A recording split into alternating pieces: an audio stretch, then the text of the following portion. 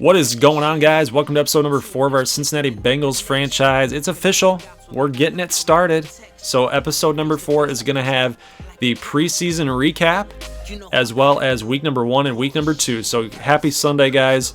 Bengals franchise is officially started, and I can't wait to bring it to you all season long. And, I'm thinking that we're going to be well into this franchise until the summer of next year, until Madden 20 comes out, until we pick a new team. But we're going to do the Bengals fans and the Bengals organization proud in this series, so I can't wait to get it underway.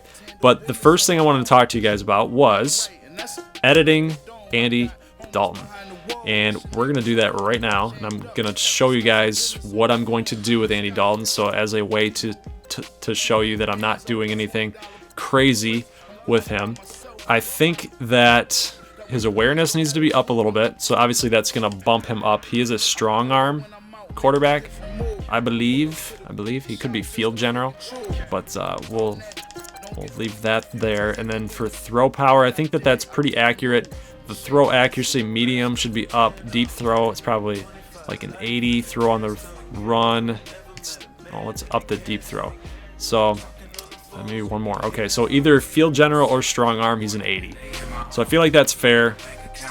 Just wanted to show you guys that, so you're not thinking like I upped him his speed or something, or his acceleration to some ungodly number, because a lot of that doesn't really push the needle as far as the overall goes. So Andy Dalton's an 80. He is now officially better than Eli Manning, Joe Flacco, Ryan Tannehill.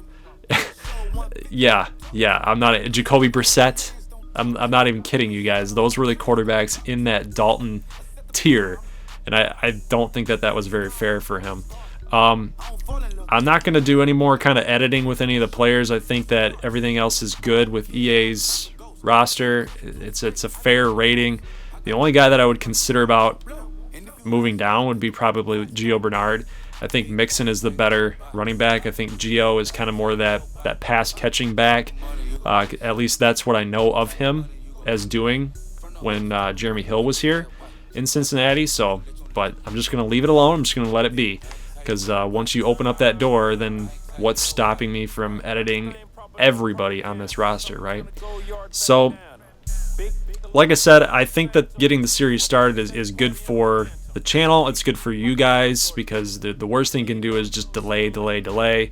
And the difference, ultimately the decision was made because the difference between Operation Sports doing rosters for MLB The Show and the reason why you wait for those is because San Diego Studios, the dev team that makes MLB The Show, they don't have rights to get real minor league players into the game or into the roster sets. So you have a bunch of these random created players in a franchise that aren't even real, right? So that's why you wait for those. And when you're doing an MLB The Show franchise, you want to get that right, because you want to be able to trade for prospects. You want to be able to trade your studs, your older guys for young guys. So but EA Sports, they don't really have a problem with that. So everybody that you see in here, everybody that's in the depth chart, everybody on the practice squad, for the most part, are real. And I think that we're good to go. So in this episode, like I said, we are going to simulate the preseason. I'll go over the box scores of each just real quick, real briefly, to see who's performing and who's not. And we'll also make one big-time free agent sign from those list of players that you guys were talking about, either Hankins, DRC, Des Bryant, Incognito, Jonathan Hankins. Yeah, so I think that's going to be pretty fun. So we'll get into that after, of course, we trade Brandon LaFell. Now, the reason why I'm going to trade Brandon LaFell to someone is because I don't know if the Bengals got a cap hit in real life or not. And even if they didn't, I can't avoid the cap hit. Like, it's going to happen to us, and quite frankly, I don't want to be penalized for it. But I started scouring around some trades we could either do.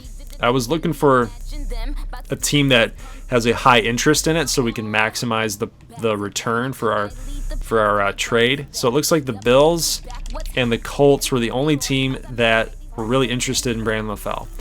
And honestly, I feel like we need to help the Bills yet again. So Bengals help the Bills get into the playoffs against the Ravens. I know, heel boy, you're gonna hate getting it brought up again, but it is. And yeah, so let's help the Bills once more, and we're gonna trade him for a draft pick. And I started messing around with it. They won't take a second. Obviously, not going to take a first. They will take a third. They'll take anything after a third. I think that, to be realistic, I know that they're going to take the third overall, or the third round pick here, number 72. But let's just trade him for a fourth rounder, just to keep it, to keep ourselves in check here, that we're not like abusing the game. So Brandon LaFell for a fourth round draft pick from the Bills. So there you go. It's probably not a good trade on paper, but at least we're making something out of it, right? And we're keeping ourselves in check, because obviously he was cut and the Bengals in real life didn't get anything in return for it. So obviously this sets up for a free agent signing of Dez Bryant, right? Because now you got John Ross as the number 2, you got Tyler Boyd in the slot as the number 3. And obviously AJ Green and the Dez Bryant pairing would be lethal, absolutely lethal. But that is not the move that I'm going to make. I know you guys are going to get mad, you guys are going to get pissed, but honestly, I started reading up on the whole Dez Bryant thing, and it sounds like as of today at about 5 o'clock, today's Friday right now when I'm recording this, so he may even sign with a team by when this is uploaded. But he was talking, the rumor is that he was looking to be a part of a contender, a already contender, right? So the Bengals, they're kind of in the middle of the road, right? They could be a contender, they might not be. And honestly, I think he wants to have a really good quarterback throwing him the football, because I think he feels a little jaded right now, because Dak Prescott just could not get him the football, and he feels like he's being misrepresented as a big-time playmaking wide receiver, which I think he still is. So I think that, the report is that he wants to be in the NFC East, so he gets to play the Cowboys twice a year. He was wanting to go to the Eagles with Carson Wentz, or the Redskins with Alex Smith. Obviously, those two teams would be the big thing for Dez Bryant. Would be really awesome for him to go there, but I think he's got to be a little more realistic in the teams that want him. And it sounds like the Browns are making a pretty hard push. I'd be really surprised if he goes there. But I think that Tyrod and him and Jarvis Landry would have a pretty nice connection, and the Browns are close if they can get Dez Bryant for sure. But I think we're gonna back out on Dez. If he does sign with Cincinnati, I'm gonna applaud it. I think that that's a great move for this football team, but I think that we're just going to pass on Mr. Dez Bryant. But we're gonna need another receiver. We really are. And honestly, there's not anybody in here that I'd even really consider. I'm not signing anybody like this, like a 67, 65. Brandon Tate, I think, didn't Brandon Tate used to be a Bengal? I believe he did. Wish you could see his career. They don't show you his career. I think Brandon Tate was a Cincinnati Bengal at one point. But yeah, there's nothing down there. I think we're just gonna roll with the guys that are here with the receiving core, and if it's an issue, we'll just draft another one. We'll draft one this season. But the guy that I'm going to sign, and it's not Richie Incognito. I know you guys some guys were really pushing for Incognito. The only reason why I don't want to sign Incognito is because I feel like his off the field distractions, or even with the kind of baggage that he was involved in Miami, I think it's stuck with him. And I don't think that it's going to be a good fit in Cincinnati. They've had enough guys that have been head cases, Terrell Owens, Chad Johnson, obviously Vontaze Burfict and Pac-Man Jones have been having their issues. It's just they want some heady football players, I feel like. And I feel like that's part of why they drafted the guys that they did this season. I am going to go ahead and sign Luke Joeckel, though, because we need a guy like that. We need a 72, somebody that's better than a 70, so he fits the scheme. And I am going to go ahead and sign Luke Joeckel. So, cool. So we do have Luke Joeckel, but okay, so the guy that I'm going to sign, so I won't delay this any longer, it's going to be Jonathan Hankins. It's going to be Jonathan Hankins. So we're going to move him to defensive tackle, though, so he can take the job over from Chris Baker. And then basically we can kind of rotate those guys in and out. I don't think Glasgow is good enough, right, to be a starter. So I think if we sign Hankins, you know, Chris Baker can be that extra guy that helps out. But look at his age, right? He's still young. He can play with us for another 6 years, right? I mean, look at these, like Cliff Averill, 32 years old. He ended up retiring. Robert Ayers was obviously a good pro too. But yeah, Jonathan Hankins would be big time for this Bengals team, and that's what we're going to do. So I'm excited about Jonathan Hankins. Welcome to the Bengals. I also considered Eric Reid, but obviously the Bengals in real life, they visited with Eric Reid and they ultimately decided that, you know, it just wasn't a fit. So I'm gonna follow suit. Like I said, this isn't a political thing here. I don't want to get involved in that, but I just don't think, you know, if the Bengals didn't think in real life that he'd be a good fit, then I'm not going to go that route either. So Eric Reid, even though I like him as a player, you know, I think he'd be great for any team that signed him. He would help us as well, but like I said, if the Bengals aren't good with it, then we can't be good with it either. Okay, so let's check out the defense now. We've got, where is he? So Jonathan Hankins, we have to edit you over to a defensive tackle.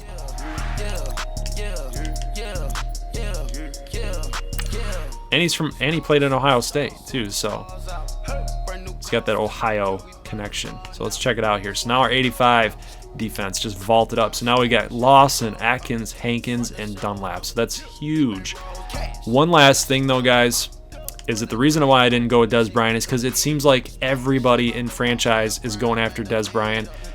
Want to be a little bit different here with this series, so I hope you guys can appreciate that. I think we're set. I think we're good. So let's go ahead and get into the preseason action and go ahead and simulate the rest of it. So this is just the final score of that Chicago and Cincinnati preseason game. 343 yards of total offense. We ran the ball pretty effectively. Bears gave up the ball twice. Third down conversions we were pretty dang good at, and we were very efficient in the red zone. So player stats real quick. Matt Barkley had the 2 touchdowns. Dalton had like 2 drives, right? So he didn't really do much, but Matt Barkley was pretty great for us. Mixon had 2 touchdowns on 15 carries for 80 yards. He's going to be a player this season. Tyler Kroft also had a big game. 5 receptions, 113 yards. So good job there. AJ didn't do too much. Obviously, that's because he didn't have enough playing time. Defensive stats. Roquan Smith, nice. 8 tackles in the game. Devontae Harris with 5. Draker Patrick. Pass deflected. Yeah, had a lot of. Yeah, he had that interception. How do you guys pronounce that last name? Fedgedelem?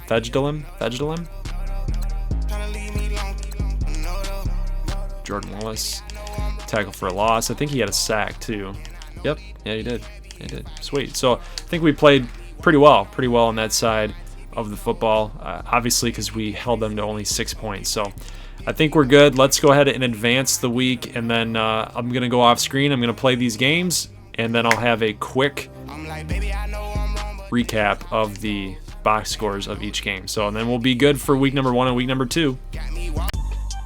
All right, guys. So I forgot about this. Like, they haven't changed this from Madden 18, but you can't look at the box score. If you guys know how to do that, then please let me know. But there we go. Times played once. So just so you guys know, I didn't fudge that. All right, so we lost to the Cowboys 20-10, but we beat the Bills 21-6. So apparently Brandon LaFell didn't do jack diddly squat. And then the Colts, we beat them 31-21. So the offense is coming through big time, and the defense as well. But against a top tier team like the Cowboys, we struggled. So that's kind of been the story for the Bengals in real life, is that when we're playing the better teams, we seem to not take it to the next level. So we beat up on the Bills, we beat up on the Colts, the Bears we beat up on as well. So that's obviously the goal for us in the regular season, is to beat the teams we have to beat. And then when it comes down to teams like the Panthers and the Falcons, like, we got to steal a W from some of these teams in order to make the playoffs. Because right now, as it looks like, this should be a W. This should be a W. That's 2. 2-2, 3-2, 4-2. You need to beat the Bengals. You need to beat the Steelers at home. 4-3, 5-3, 5-4, 5-5, 6-5, 6-6, 6-7. 7-7, 8-7, 8-8. So we need to steal some W's. We need to surprise some teams. I think we would finish 8-8 if that kind of prognostication, that prediction comes true. Obviously, a lot can change during the season. Like maybe Derek Carr gets hurt or something, and we actually beat the Raiders. But unless I counted that as a win, I don't remember. But regardless, 8-8 is not good enough. 8-8 is not good enough. So we're gonna have to take on the Chiefs, get a W there. Steelers are gonna have to get a W there. So in order for the Bengals to make the playoffs and have a good season, like I said, we're gonna have to man up against the better teams in the NFL. So guys, I think it's time, guys. Let's get officially started. We've got week number 1 action and week number 2 action on Thursday Night Football against the Baltimore Ravens. Let's do this thing. Hooday! And just so you guys can see this before we get started, it is on all pro skill level, and the default sliders are still in motion. So there you go. That's what I'm playing at. If there's a more realistic set of sliders, then I guess I can apply that. But as of right now, everything is at default, and we'll just see how the gameplay goes. If I'm really bad, if I'm really struggling, then I might move it. If I'm destroying the Colts in this game, then I'll definitely move it.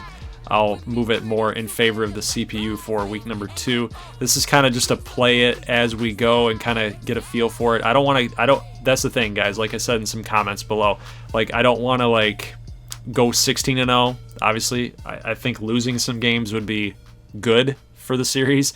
So with that said, let's get right into the gameplay. All right, guys, let's get into week number 1 against the Indianapolis Colts. We're headed to Lucas Oil Stadium, so going to be kind of an interesting test. This is a very interesting game, to say the least. You've got a Bengals offense that was pretty much last in the league last year. You got a Colts defense that's never really been great. And then you've got Andrew Luck, who's coming back, right? So this offense for the Colts will be better than they were last year with Jacoby Brissett at the helm.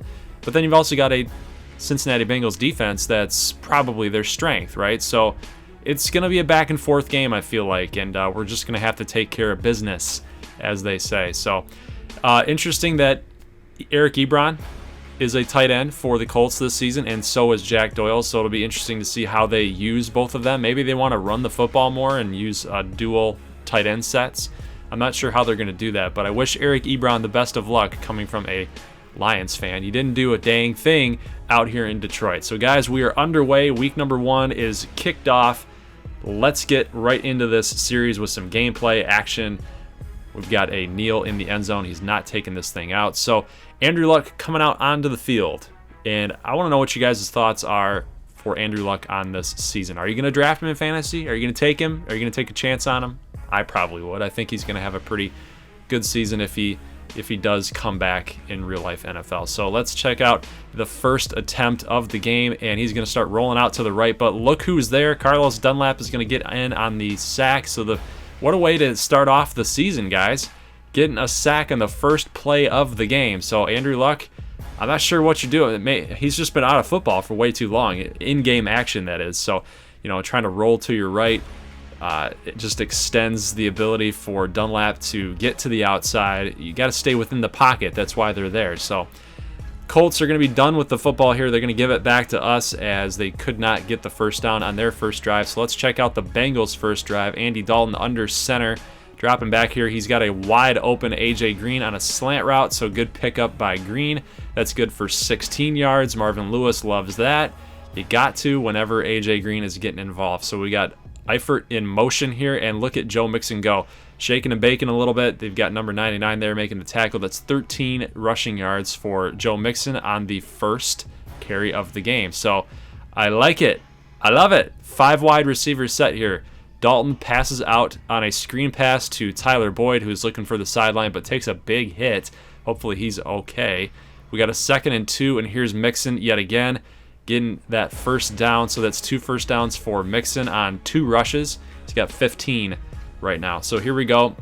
Double back set. We've got Bernard and Mixon split next to Dalton. Bernard goes to the left, and Dalton passes complete to Mixon, trying to get him the football. Using those wide receivers as blockers, but Andy Dalton actually gets hurt on this play, but they were saying like he's hurt and he's down and he looks like he's in pain, but he was standing up. So good job, EA.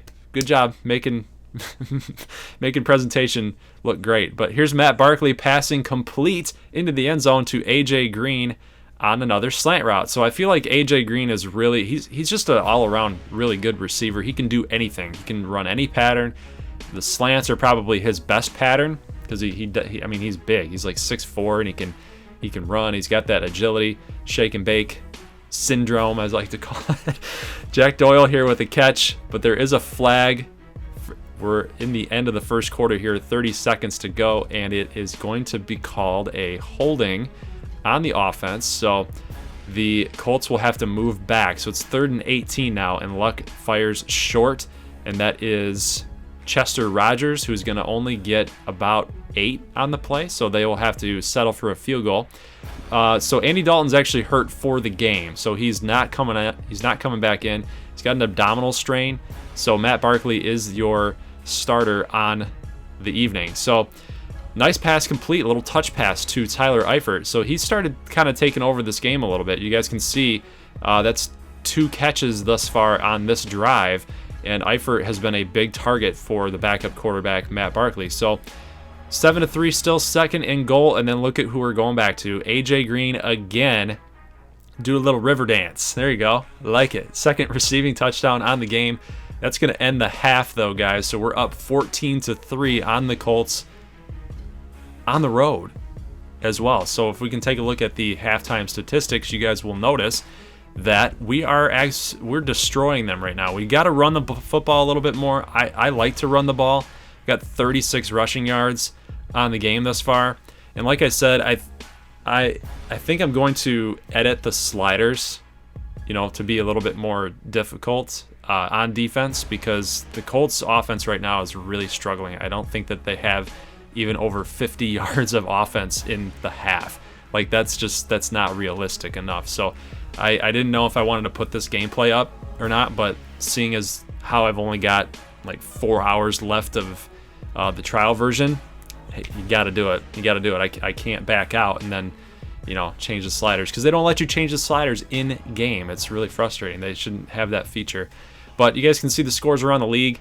I think this is a pretty cool feature because they're focusing on AFC games that like you would care about, right? So you got the Steelers and the Browns, with the Bengals here, that I would care about that matchup. And then you got the Texans and the Patriots, not in our division for the AFC North, but still an interesting score there because you saw the Texans were killing the Patriots right there. So good defense to shut down Tom Brady. But look at Matt Barkley.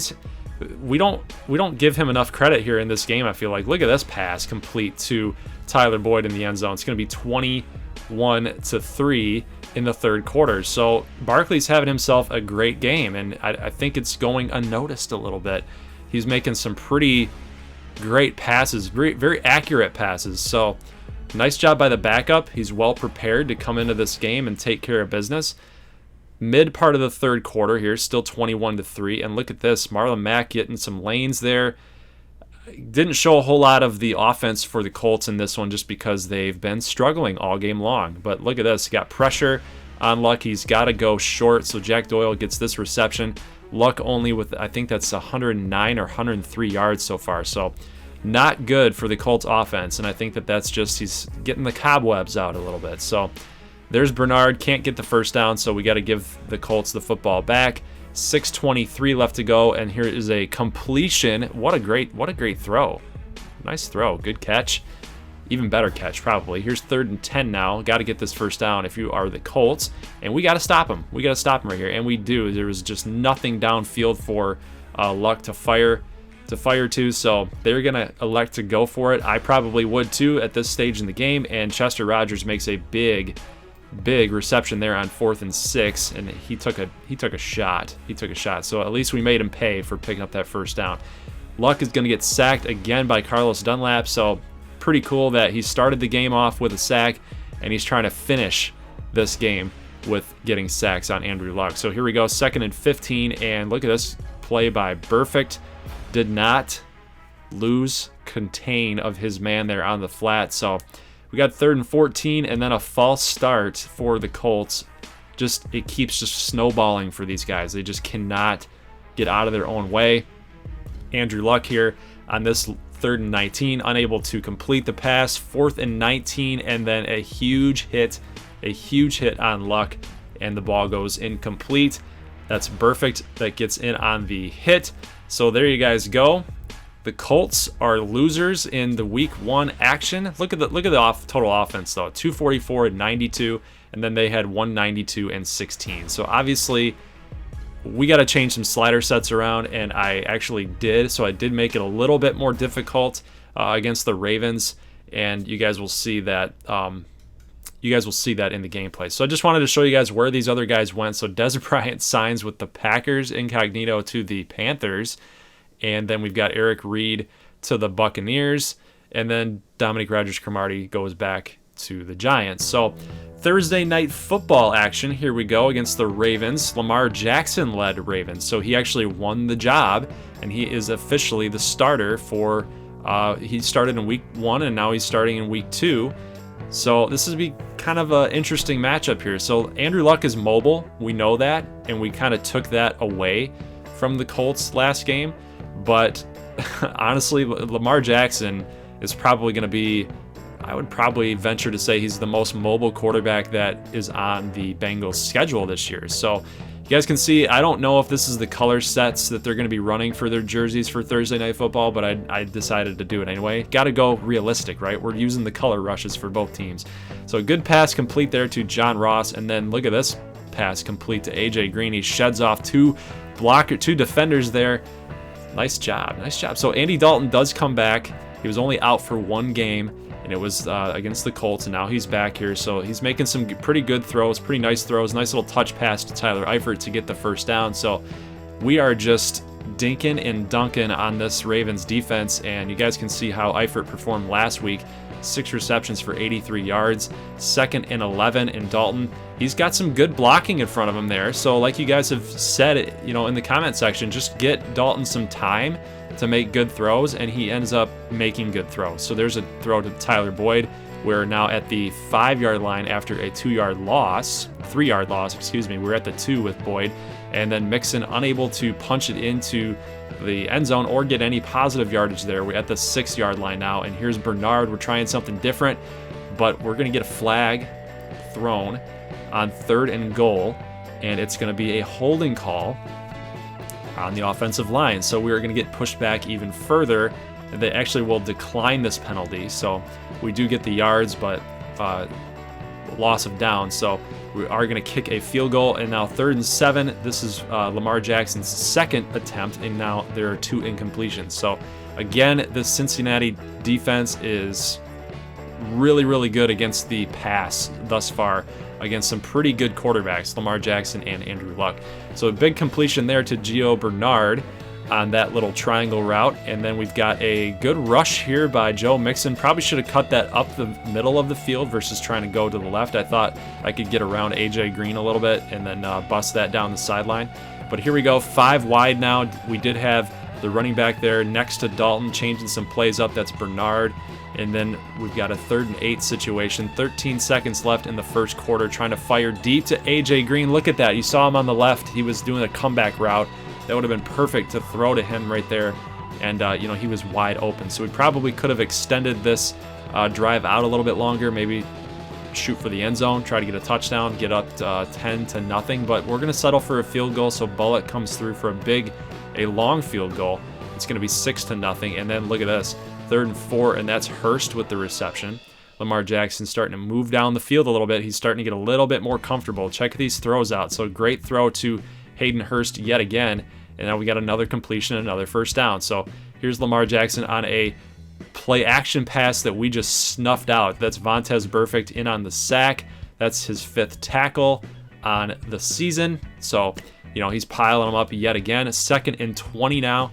We're mid part of the second quarter here. 5:13 left to go. And look at this, another pass completion up the middle. So this is something that even when we were trying to set up practices, that the CPU was like, okay, the Ravens love to throw everything up the middle. They love middle routes, crossing routes. They like to get you off balance in that regard. So they're not going to get the first down there, so they will end up kicking a field goal here. Here we go. Bengals on the goal line, and look at this. Mixon can't get in. So we've got a 3rd and goal situation now. I'm actually running a play action pass to try to get A.J. Green open. He's the B route, and then look at this. Dalton was inaccurate on the throw, so we're gonna have to kick another field goal. So it's currently 9-3, and then Willie Snead with this huge reception there. 58 seconds left. Lamar Jackson, he's got a bunch of time to make a good throw. So there's John Brown on that reception getting the first down. So 2nd and goal, 46 seconds left. They've got 3 tight ends, a 3 tight end set. This has got to be a run, right? No, they are passing it, and pass complete again that's Mark Andrews out of Oklahoma. So I kind of like what they did with their draft. They got Jackson, they got Mark Andrews, and the Hayden Hurst. So it seems to me like they're really, even if it's Lamar Jackson that's starting or if it's Joe Flacco, they want to get those security blanket type of receivers. And I think that the offense might actually put up some numbers this year with Hurst and Andrews, 2 receiving tight ends. But you saw that pass trying to shoot for the back of the end zone, unable to get the feet down. So the Ravens will kick another field goal. It's going to be 9-6 at the half. You guys saw that their statistics, right? It's not just me. They have 1 rushing yard on the night. So again, I think we're just gonna have to mess with the sliders here as we keep playing. But 1 rushing yard in the half, that's crazy. So saw that big completion, and then look at Lamar Jackson trying to get that first down. I think in real life he probably picks that up if he just takes off for the sideline, but Carlos Dunlap stops him. So it's gonna be 4th and 3, and Justin Tucker comes on. And it's 9-9 here, mid part of the 4th quarter. So finally the Ravens come back, but I think it's only because they had to get the ball in the second half to start off with. But look at this touch pass to John Ross, utilizing his speed to break away from the corner, and then all you got to do is just throw it up to him, guys. He can run underneath it for sure. He can go get it. You don't have to throw it right at him. He will be able to track it down. It's kind of like a center fielder, right? Look at this bullet pass to A.J. Green. Did he get in? He did. So the referee in the back of the end zone is calling him in for a touchdown. Get that soup line going. There you go. You get one. You get one. You get one. You get one. That's a touchdown, A.J. Green. It's going to be 16-9. We're up 1 score. But guess what? Nothing's ever easy. Nothing's ever easy. We are going to have this play reviewed, and they're going to say, guys, that his knee was down before the ball crossed the plane. So no touchdown. It's going to be 2nd and goal on the 1 yard line. We're trying to punch this in. We've tried on 2 drives so far on the goal line, and just yet again, Mixon just unable to cash in the end zone. Now we've lost a yard, so we're on the 2-yard line now, 3rd and goal. And honestly, I thought about passing in this situation just because we can't seem to run the football into the end zone. And look at another stop. So it's going to be 12-9. So rather having it be 16-9, it's now 12-9. It's been a field goal fest here in Thursday Night Football. So if you expected anything less, then I'm not sure that you guys are watching Thursday Night Football. Thursday Night Football's offenses are so bad that honestly I was laughing when I was playing this game because I'm like, this is what would happen on a Thursday night game. But you guys can see that Tyler Eifert with a big catch there, another big catch up the middle to get another first down. So we're mid-part here in the 4th quarter, moving Uzoma to the left, and then we're looking for A. We've got Eifert again, and he's going to bust off at 2 tackles, and it's going to take 6 people to take him down. He's got the will to try to get into that end zone. He's got his 5th reception of the game thus far, 84 yards yet again. So we had 6 for 83 last game, and now he's got 5 for 86 in this game. So we got 2nd and 1 now, and Gio get in the end zone. Finally, the first touchdown of the game between both teams comes late here in the 4th quarter. It's now 19-9, and we finally got a good push on the offensive line. So pretty good rivalry game here for the AFC North, I would say. But look at this pass complete to Crabtree.